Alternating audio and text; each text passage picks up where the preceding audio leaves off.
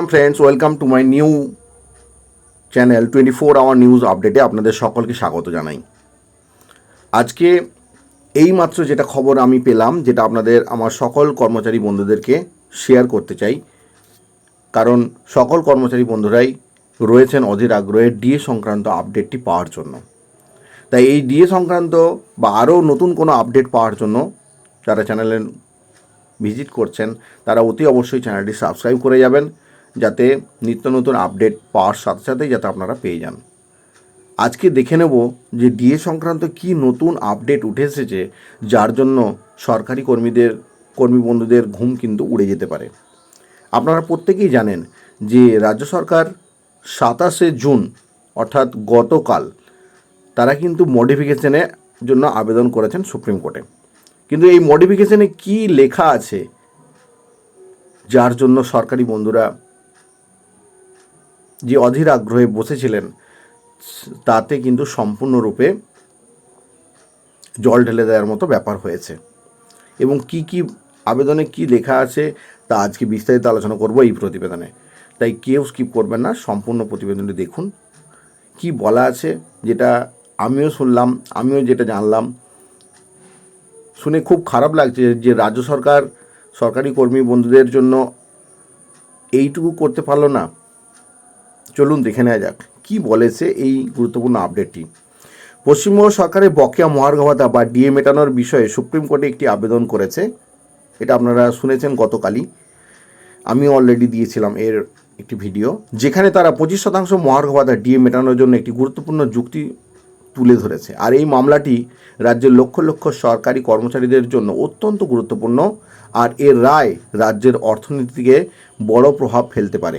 আসুন রাজ্যের সরকারের মূল যুক্তিগুলি বিস্তারিতভাবে জেনে নেওয়া যাক। কি যুক্তি দিয়েছিল?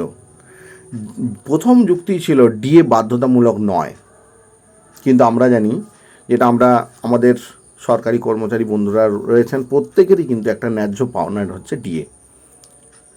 রাজ্য সরকার প্রধান যুক্তি হলো মহার্ঘ ভাতা বা ডিএ প্রদান করা নিয়োগকর্তার ইচ্ছার ওপর নির্ভরশীল, এটা কোনো বাধ্যতামূলক বিষয় নয়। সরকার মনে করে যে ডিএ প্রদান করার বিষয়টি সম্পূর্ণভাবে রাজ্যের আর্থিক পরিস্থিতির উপর নির্ভর করে, এটিকে বাধ্যতামূলক হিসেবে চাপিয়ে দেওয়া যায় না। এটা কিন্তু প্রথম বিতর্কের মধ্যে রয়েছে। এরপরে দেখুন এআইসিপিআইয়ের সঙ্গে ডিএ সংযোগের বিরোধিতা। কারণ আপনারা জানেন প্রত্যেকেই যে সর্বভারতীয় গ্রাহক মূল্যসূচকের উপর ভিত্তি করেই আমাদের সরকারি কর্মচারী বন্ধুদের কিন্তু ডিএ প্রদান করা হয়, এবং সেটা বাধ্যতামূলক। কিন্তু সেটা বাধ্যতামূলক করা হয়, এটি নিয়োগকর্তার বিবেচনার ক্ষমতাকে খর্ব করবে। রাজ্য সরকার মনে করে যে প্রতিটি রাজ্যের আর্থিক পরিস্থিতি ভিন্ন হয়, তাই কেন্দ্রীয় স্তরের মূল সূচকের সঙ্গে ডিএকে যুক্ত করা ঠিক নয়।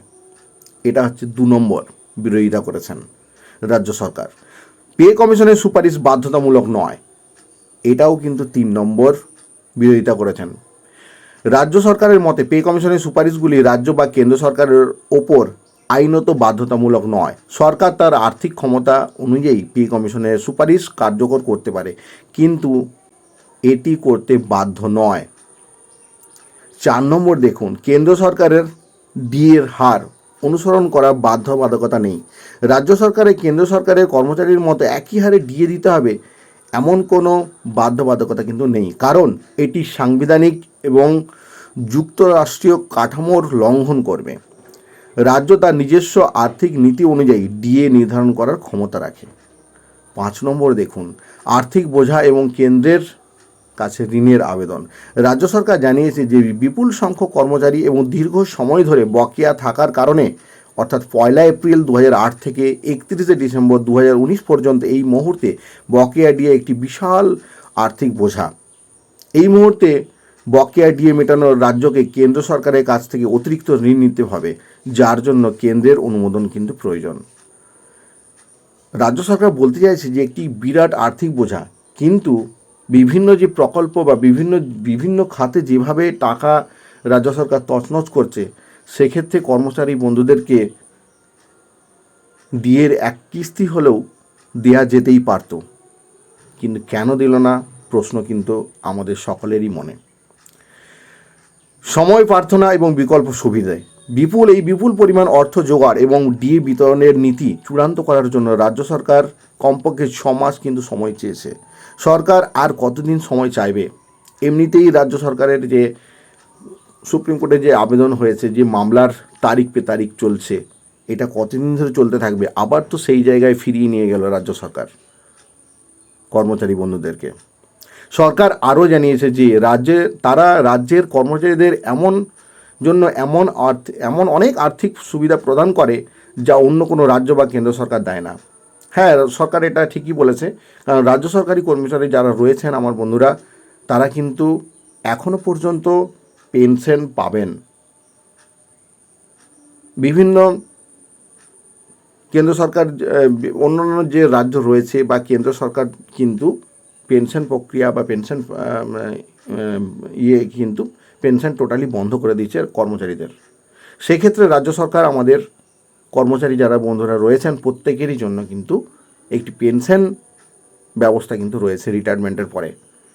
হ্যাঁ, সেদিক থেকে দেখতে গেলে কর্মচারী বন্ধুরা হয়তো পেনশন পাচ্ছেন বা পেনশন পাবেন আগামীতেও, কিন্তু যে আর্থিক যে সুবিধা, অন্যান্য সুবিধে আর কি সুবিধে দিচ্ছেন এআইসিপিআই মেনে রাজ্য সরকার কি আমাদের কর্মচারী বন্ধুদের ডিএ প্রদান করছেন? সুপ্রিম কোর্টে 25% বকেয়া জমা দেওয়ার প্রস্তাব। দেখুন, রাজ্য সরকার প্রস্তাব দিয়েছে যে তারা বকেয়া 25% অর্থ সরাসরি কর্মচারীদের অ্যাকাউন্টে না দিয়ে সুপ্রিম কোর্টে কাছে জমা রাখতে চায়। এই ভয়ঙ্কর একটি তথ্য যেটা আপনাদের সকলকে দিলাম আপডেটটি। রাজ্য সরকার কি চাইছে? সুপ্রিম কোর্টে টাকা জমা দিতে? এর কারণ দেখুন ভালো করে, আরও আটকে উঠবেন আমার কর্মচারী বন্ধুরা।